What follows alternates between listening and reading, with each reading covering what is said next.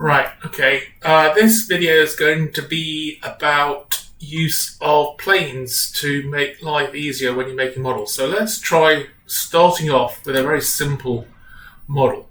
So we will sketch on this plane, do a very simple rectangle. I get it right. Let's try and start at the origin. Try again. Here we go. You can say I've edited this and recorded it brilliantly, but there we go. Right, so we've got a nice little rectangle. Let's extrude that. Bring it out and hit OK. So now we've got a very simple body. Let's pretend this is Gary's tender. Much simplified, obviously. And we're going to draw something on this side. So let's say this is the axle box, but again, for speed, I'm just going to draw on this plane. I'm going to put a axle box, say, in the middle. I'm not putting any dimensions in here. OK. Finish the sketch, and we'll extrude that axle box. And we'll extrude it outwards. And hit join. That's fine. Right, so that's the axle box done on one side, and say we did a few of them or whatever, it doesn't really matter. What we can then do is get that exact same axle box on the other side of this box, and what we can use to do that is planes. So we start off with a mid-plane. So on the construct dialog, there's a mid-plane. I'll show you a couple of ways of doing this. So let's do the mid-plane first. And it says it needs to know two planes between which it will construct a mid-plane. So I'm going to do this side of the tender and flip it over for one, and it's already selecting the other side. Hang on, I can't see. All right, okay. The other side is there, and you can see in kind of yellow gold there, it's put the mid-plane in between the two. So it's a plane, not part of the drawing, but invisible, but you can use it for stuff. So if we say OK to that, and that appears in this construction section, and we can see here plane one. So if I rename that mid-plane,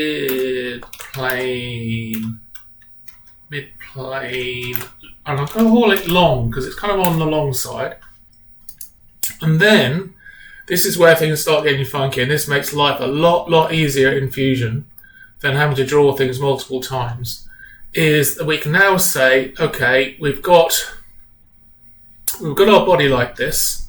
We're going to split it.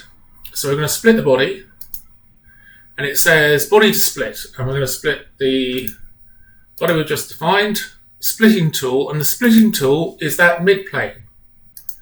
Okay, you can see it's drawn that red circle, and the body will split along that line. So now what we'll get is two bodies.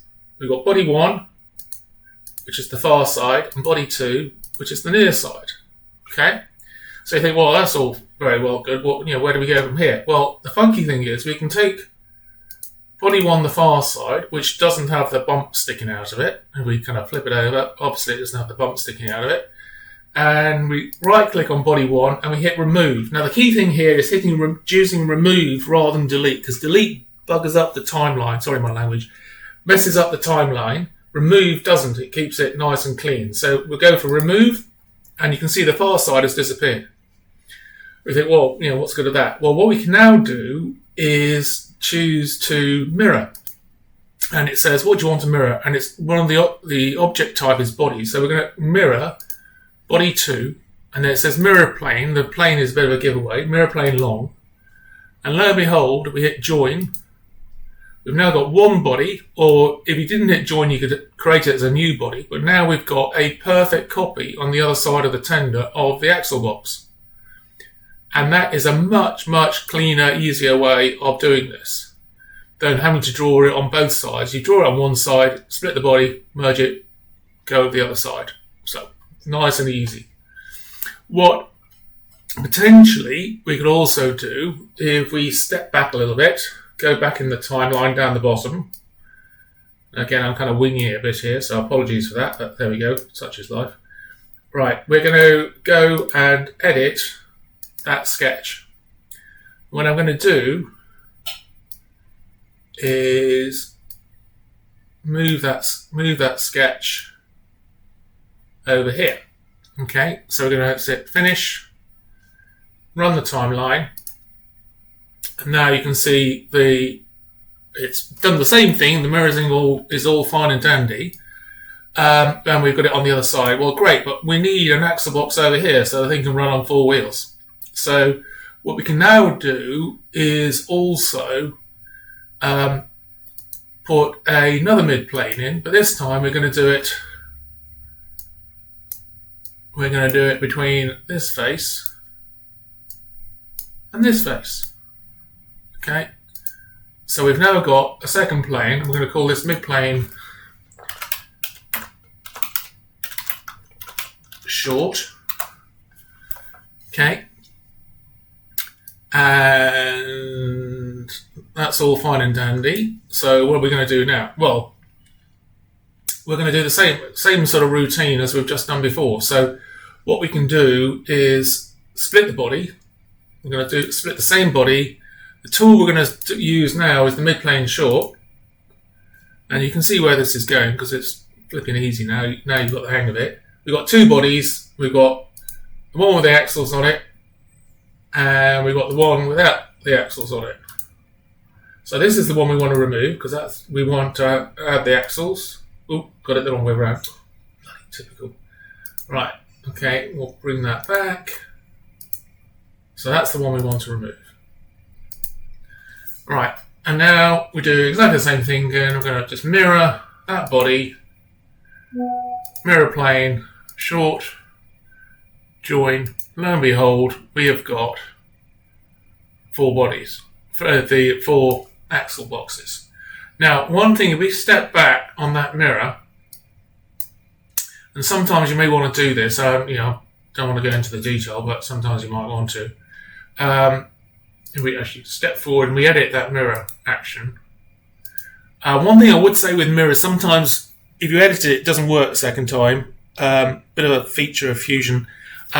Sometimes I've deleted the mirror and redone it and it's worked perfectly. So if you get that sort of issue, then do that. Right, so this time we're going to do new body. So we've got the front half of the tender, the rear half of the tender as 2 separate bodies. And it might be that's the thing you want to do at the time. But later on you might think, right, okay, for 3D printing, I don't want to have to print 2 bodies. So I want to merge the 2 together. Well, lo and behold, there's this option at the top, which is combine. And it combines bodies together. So it says combine, what's the target body? So the target body is like the master. And then it automatically, once you've selected a target, flips to tool bodies, and that's effectively the slave. So that's the one that's going to get merged together. And then we hit OK, and it merges the 2. So now we've got 1 body, which is the whole thing. So that is mid-planes, mirroring, merging, splitting. All pretty cool. So if we go back, right back to the beginning, to the point where we've drawn this, there is another way of mirroring this across. And that is using a thing called offset plane. Now, if we look at the timeline, that edit feature, so it's 30 millimeters deep is the main body. And what we can do is put in what's called an offset plane. Now, the way I've just previously done this with mid-planes is far easier, but you may want to be in a position where you don't have a midline, you don't want to run it, mirror it across a midline. We can use what's called an offset plane. So we choose that, and I select here. You can see the planes there already, and it gives you a figure of where you want to put the offset plane. So if I push this back across, and if you remember it's 30 millimeters wide, and here I'm going to put it as minus 15. So we've got that new plane in place, and we'll call that mid-plane by offset. Okay, that gives us exactly the same plane, the mid-plane, as before. It's in the same place, blah, blah, blah, blah, blah. So what we could have done, what we can do there is do the same sort of thing as we did before, which is, split the body. So we could take the body, we split it. The splitting tool, it automatically selects that mid plane because it's the only one there. But if it's not, then you can choose which plane you want to split it by, and hit split, boom, and then we can see here we've got the two bodies. But that mid plane, you can see, is more powerful, but a little bit more awkward in that you can move that plane wherever you want. To be able to copy things in different ways, copy things not necessarily across the mid, mirror them across the mid. You can mirror across the offset plane. Very, very powerful and useful, and I use that in loads of models. So often, a lot of my models finish up with about 10 of these different construction planes to do different bits and pieces. So I think I've got the KSA wagon here, and you can see here a whole load of planes that I use to make. Basically, it's to make making models easier, so you can do stuff once and don't have to do it multiple times. Okay, so hopefully that's a good introduction into planes, mid-planes, mirroring, splitting, merging, what have you. Okay.